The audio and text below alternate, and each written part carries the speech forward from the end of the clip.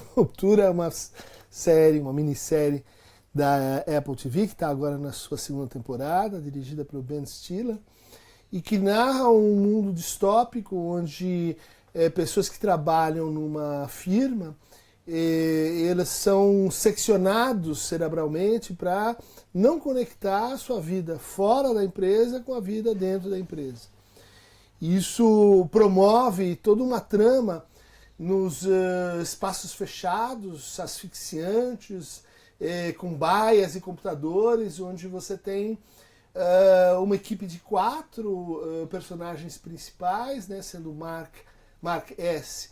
o protagonista, às voltas com um trabalho insensato de organizar números que a gente não entende muito bem a serventia, e o processo deles descobrindo a sua própria condição, né? Descobrindo que dentro dessa empresa tem aqueles que estão seccionados e que não estão, descobrindo que existe um processo ali de alienação maciça, né, envolvendo inclusive premiações, competições orquestradas entre os diferentes funcionários, e que há uma interferência entre a vida dentro dessa companhia, a Lumon, e a vida das pessoas fora, né? Então os envolvimentos que vão acontecendo amorosos ali dentro tem uma comunicação que a gente não consegue descobrir qual é perfeitamente com a vida pregressa das pessoas e com a decisão de esquecer, né? Eu acho que esse é o grande tema que torna essa série agora, na segunda temporada, ainda mais intensa, ainda mais reveladora da nossa realidade laboral, mas também realidade subjetiva, marcada pela dissociação e marcada pelo confronto ético de até onde, até quando a gente quer e pode lembrar, né? Quer dizer, o quanto de verdade você aguenta, né? Essa é uma pergunta que está aí para as nossas vidas e que foi posta assim numa chave distópica para a gente refletir sobre isso. Uma série muito bem feita, muito bem acabada, tem um trabalho de cor, assim, um trabalho de produção de estados psíquicos para quem está assistindo, que é realmente diferente. Só pode recomendar como uma minissérie realmente reflexiva, como poucas que a gente está vendo aí. Recomendo fortemente Severance, segunda temporada.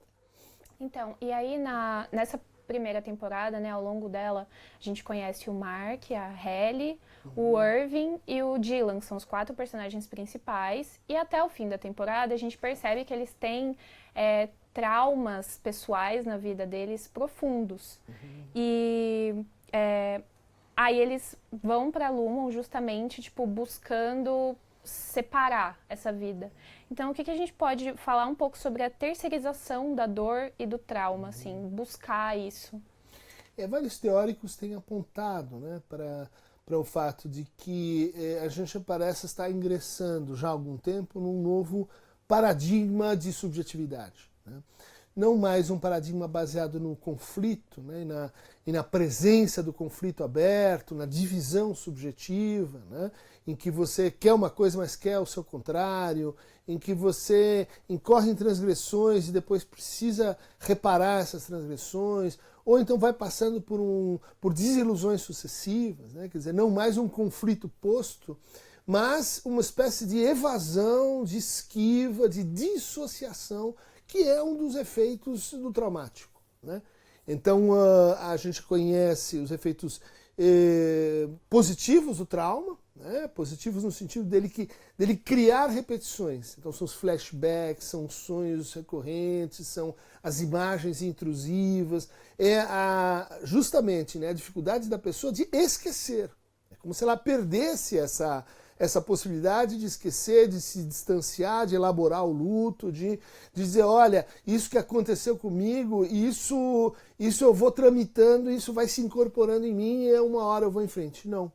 O trauma, ele impõe uma repetição que é uma repetição do mesmo, né? Uma repetição em que você parece não sair do lugar, e aquilo volta e dói e machuca mais ainda, mas não te transforma. Como a gente vê na série, né? Quer dizer, um mundo extremamente assim, repetitivo, você chega na mesma hora, tem os mesmos corredores, tem os mesmos colegas, E o que eles têm em comum é essa referência à perda, né, ao trauma, na sua dimensão negativa. Né? Qual é a dimensão negativa do trauma? É o esquecimento, a transmissão de um silêncio, é a ideia de que tem alguma coisa que eu não sei sobre mim mesma e que está agindo aqui, produzindo reações das quais eu não tenho mais controle. Né? Então, tipicamente, essa versão do trauma ela vai reaparecer onde? Na violência. Ela vai reaparecer no maltrato, ela vai reaparecer no desejo de esquecimento, ela vai reaparecer no desejo de anestesia, seja induzida aí por drogas, seja induzida por experiências, seja induzida até por afetos que as pessoas se criam, como ódio, como a raiva, como o medo, para manter-se num estado de assim preservação do trauma. Então, a Lumon e o espaço distópico que criado aí em Severance, né, em Ruptura, é o retrato narrativo de um mundo baseado em dissociações. Né? E veja como essas dissociações, elas muitas vezes são operativas para a sobrevivência subjetiva.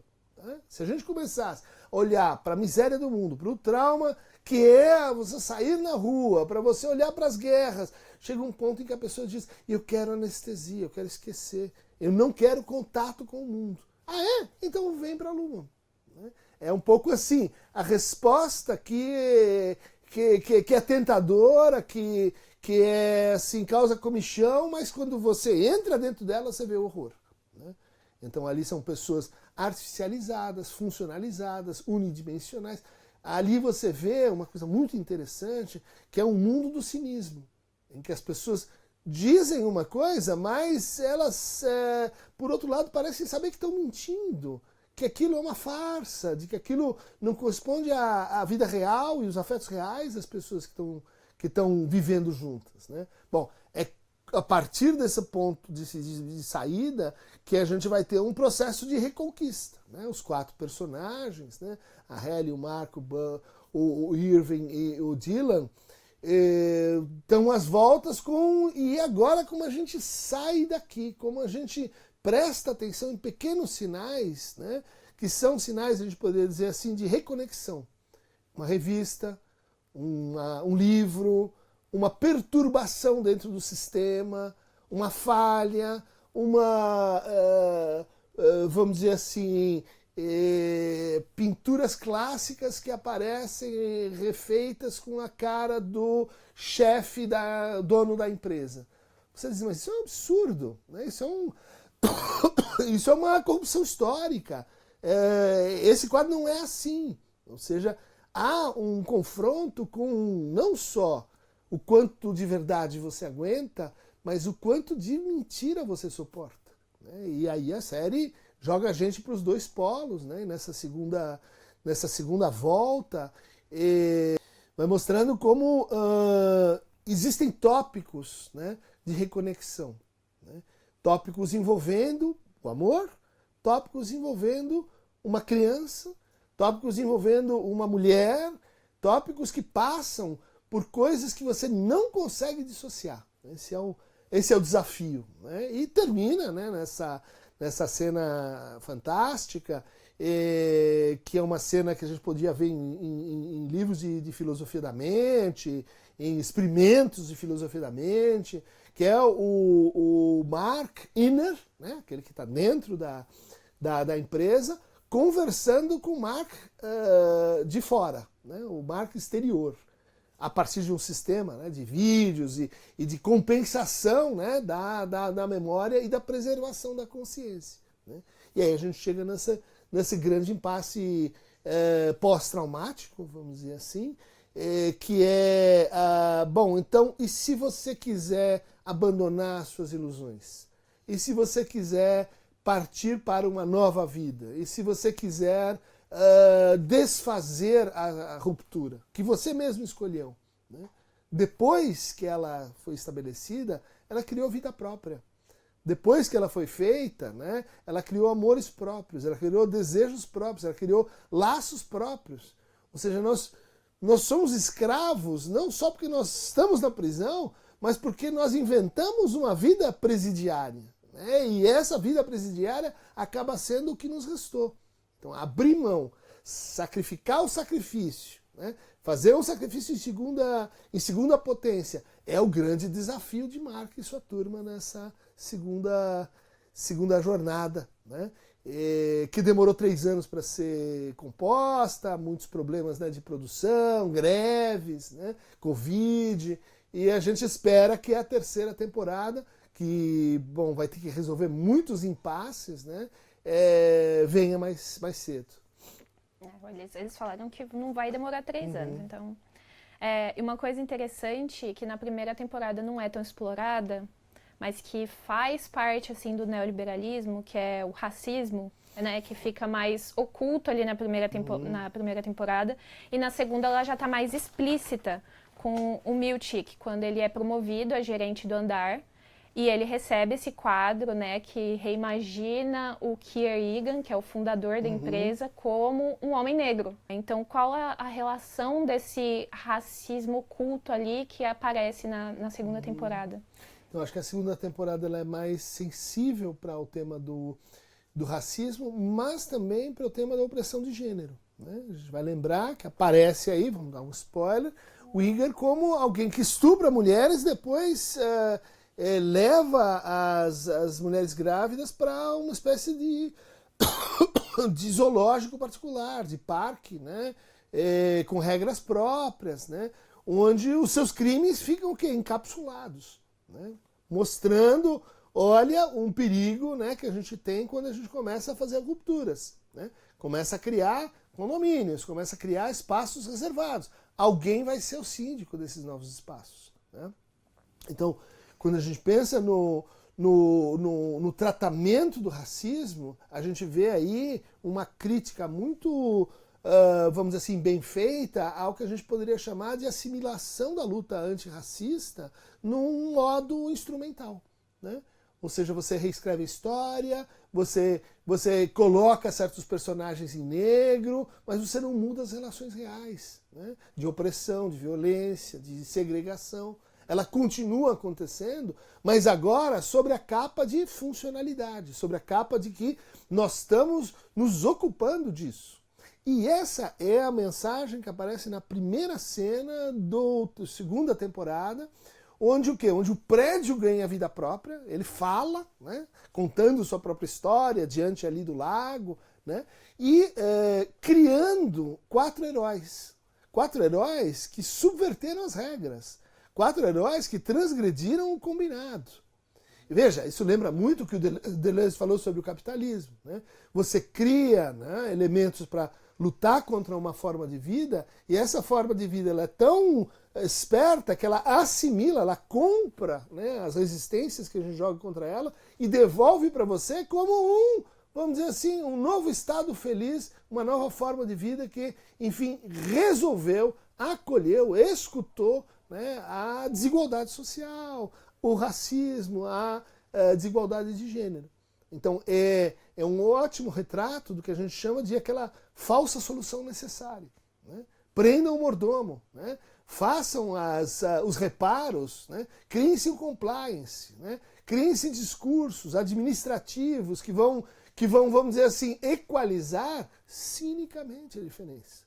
Vão equalizar a diferença sem tocar no seu fulcro do ponto de vista sistêmico, mas também na sua essência relacional, né? O Milchick, ele continua a agir como um racista, né? Ainda que seja negro, né? Ainda que seja alguém que se incorporou ao sistema. É uma crítica, né, aos identitarismos, é uma crítica ao modelo de transformação que a gente tem, vamos dizer assim, quando as pautas de identidade e de igualdade são assimiladas pelo neoliberalismo. E na segunda temporada também, a Cobel volta para a cidade natal dela para buscar alguns documentos. E aí a gente descobre que a cidade natal dela existe por causa da Lumon. Então a Lumon criou uma filial lá e criou-se essa cidade em volta. Então a cidade não tem ponto cultural, a cidade não tem lazer, a cidade não tem nada. Só tem a Lumon, as crianças começam a trabalhar lá e E eu queria também queria saber um pouco dessa relação entre trabalho, vida, porque tem até um momento que a Cobel fala assim, a Lumon acabou com as nossas vidas. E aí a tia dela responde, a gente não ia existir sem a Lumon. Porque para eles, tudo que eles são tá ligado com a empresa. E até também volta essa questão da religião. A Lumon não só funciona como uma empresa, mas ela também funciona como uma religião. Sim. Então ela tende a criar uma lealdade ali nos funcionários, para além de empregados, mas também de, tipo, fiéis. Então, queria que você falasse um pouco. Então, tem esse aspecto muito interessante, né? De que a Lumon é uma nova forma de vida e que ela precisa se sustentar, né? Alguns autores dizem assim, ninguém consegue viver num mundo inteiramente funcional e materializado por relações de troca. Você precisa de espírito, você precisa de crenças, você precisa de alguma maneira de conseguir sustentar a reposição mínima do sistema, que chama-se futuro. E um símbolo mais óbvio do futuro são crianças, né? Então a problemática do nascimento de crianças, de uma cidade artificial e da inclusão cada vez mais precoce das crianças nesse sistema é um grande ponto a favor dessa segunda temporada, né? Isso já está marcado na aparição da Huang, que é uma criança, né, oriental, né? Eu acho que aí já vem as problemáticas, né, americanas com o avanço chinês, com o que nós vamos fazer com o Oriente, com o perigo oriental, né? Mas que aparece ali como uma criança adultizada, né, uma criança que não sabe mais brincar, né, uma criança que, vamos dizer assim, acaba sendo o funcionário ideal. Por quê? Porque ela é presa fácil da religiosidade, da crença, do engajamento num tipo de ideologia e que apareça para ela como a única forma de vinculação. Então é a substituição da família pela empresa. É a substituição dos laços, vamos dizer assim, primários de socialização e de afeto por laços compensatórios dentro da empresa, né? Essa ideia ela é muito compatível com a expansão cada vez mais assim insidiosa do burnout como experiência das pessoas no trabalho. Por quê? Porque o trabalho ele vai consumindo, ele vai parasitando a sua vida fora do trabalho, né? Então, mesmo que a tua jornada seja um pouco menor, você pensa fora do trabalho como se estivesse dentro do trabalho, né? Você se torna, olha só, né? Quer dizer, uma mini sociedade traumatizada, dividida, em ruptura, mas, ao mesmo tempo, unidimensional. Só tem uma versão de mundo, só tem uma versão de si, só tem uma versão do que é a convivência, o que é a vida, o que é o laço do passado com o futuro. Olha só, um truque perfeito, criar uma unidimensionalidade à base de uma dissociação que você não percebe como dissociação, né? Esse é o grande desafio, né? É um desafio para a gente pensar o que é a consciência, né? Ou seja, está em debate ali dois modelos de consciência. Um modelo que a gente chama de consciência consciência sobre. Ah, eu tenho consciência do mundo, eu sei disso, eu sei daquilo, a minha consciência captura objetos no mundo. Ok, mas a sua consciência é capaz de ter consciência sobre a consciência? Você é capaz de se aprender como uma consciência reflexiva? Não. Esse passo que foi, vamos dizer assim, cortado, né? Esse passo que define a ruptura entre as duas formas de consciência. Porque a consciência reflexiva, onde é que ela vai voltar? Na pintura de um corredor que você não sabe direito por que você está fazendo, nos seus sonhos, nas experiências de estranhamento, nas experiências de irregularidade, ou seja, ela vai voltar em pontos descontínuos da tua experiência, né?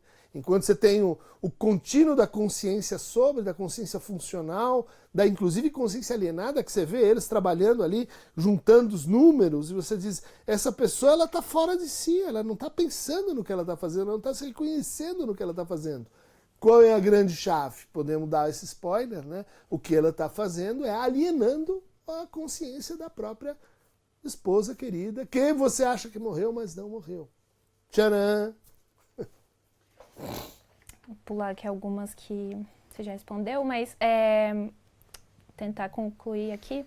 A dinâmica entre o Mark e a Gemma, né, que é a esposa dele, que morreu, mas não morreu, apresenta paralelos ali nessa segunda temporada com o mito clássico de Orfeu e Eurídice, que o Mark vai até essa empresa, ele sofre a ruptura, enfim, mesmo sem saber, e ele no final passa por todo um esquema ali para resgatar esse amor que está preso, né, no submundo. Só que aí no fim, quando todo mundo acha que ele vai deixar a Halle ali, ele decide ficar com a Halle e deixar a Gemma para fora. Porque o Mark interno também não quer sacrificar sua própria vida pela vida do externo. Como o final dessa temporada fala um pouco sobre esse dilema impossível de resolver, se ele escolhe fugir com a Gemma, ele está se sacrificando, e se ele escolhe ficar... As pessoas, por exemplo, os fãs, chamaram o Mark de egoísta. Falaram, ai, que egoísta, ele escolheu ficar e não foi embora.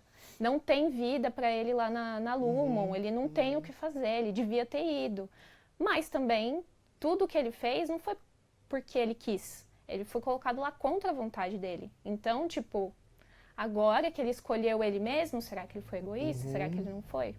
Então, eu acho que esse é a grande retomada, a grande pauta, né, subliminar da segunda temporada. Né? Foi porque ele quis? Né? Ou seja, uma pergunta sobre o que decide em nós. Do que são feitas, aonde se opera nossas decisões. E na consciência reflexiva ou na consciência doadora de sentido? Né?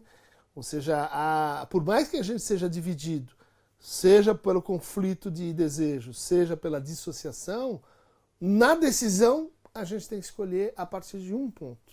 Né? A partir de vou para cá ou vou para lá. Né?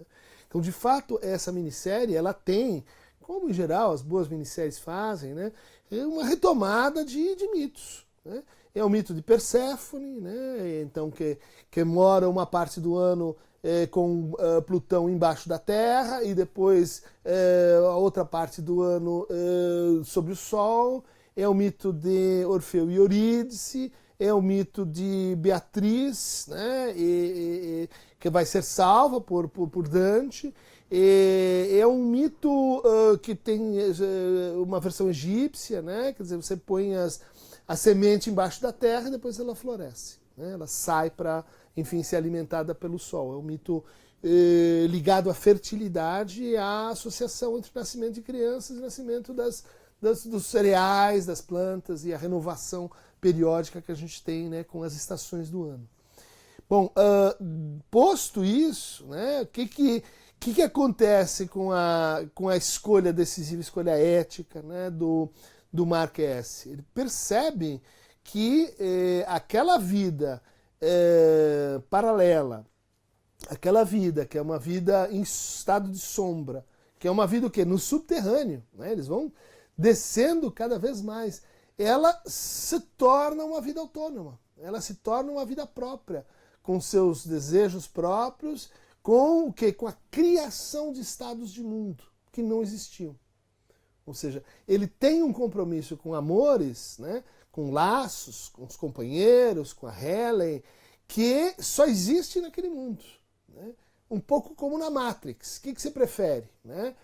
Um mundo da ilusão, onde tudo está no lugar e etc., ou um mundo real, onde a tua ligação com a Gemma, ela já foi meio que esquecida, ela pode vir a reacontecer, mas a Gemma não é mais a Gemma, como ele não é mais ele. Ou seja, a minissérie está dizendo assim, existe o percurso. Mesmo que você queira viver uma vida em frames, né, separados, tem algo que faz memória, tem algo que faz história. E isso leva a um ponto de decisão. Então, quando ele escolhe ficar, né, na metáfora da caverna platônica, né? Em que os escravos estão olhando ali para as sombras e um levanta e diz, bom, vamos lá, saiam daí, será que sim, será que não, você quer saber, você quer a verdade, então vai ter que olhar assim para o sol e ferir os seus olhos sem saber direito onde isso vai dar, né? Ele acaba escolhendo pela fidelidade com o espírito de libertação que ele descobriu e criou junto com a Ellie, não junto com a Gemma, né? E isso eu acho que torna ele mais altruísta do que a gente pode pensar, né? Ele não está guiando-se pela aderência ao seu ego, porque ego tem de um lado tem do outro, ele está justamente dividido e percebendo a sua divisão, dizendo, eu sou esses dois, e a partir desses dois, o que decide? O meu desejo pela Helen. A gente tem um arco histórico bem interessante, né, um arco narrativo dessa segunda temporada, que começa com essa declaração da Cobell, dizendo, olha, não existe final feliz, né? E que é uma pontuação sobre a forma como a gente, cada um de nós, escolhe sua própria ruptura, né? Não é porque você está sendo assim completamente manipulado, é porque você escolhe a felicidade do esquecimento, você escolhe a felicidade da mentira, você escolhe a felicidade de o que você quer que o mundo te diga. E isso vai reaparecer lá no momento final, onde o Mark acaba, vamos dizer assim, escolhendo o não feliz, né? Acaba escolhendo a felicidade parcial, acaba assumindo que a verdadeira crítica ela vai ter que dizer para as pessoas que o final feliz não está garantido. Ele vai depender das suas decisões em porvir, né? E isso me parece uma mensagem, vamos dizer assim, que detém um pouco, né, o aprisionamento no nosso desejo de servidão voluntária, nosso desejo de prisão. Ele está escolhendo a prisão um pouco como certas pessoas escolhem o casamento. É lá que vai estar a minha liberdade, porque é lá que eu conquistei a minha liberdade. Aqui ela vai me ser dada. Aqui eu já tinha. Aqui é a história que foi vivida, né? Nesse ponto ele está introduzindo, né, para si mesmo e para o espectador uma perspectiva que estava completamente negada até então, que é o luto. Ou seja, você perdeu uma parte da sua vida e você vai ter que viver com uma parte que você perdeu. Não esqueça disso. Torne essa parte da sua aventura, parte da sua viagem. Senão, severance, ruptura.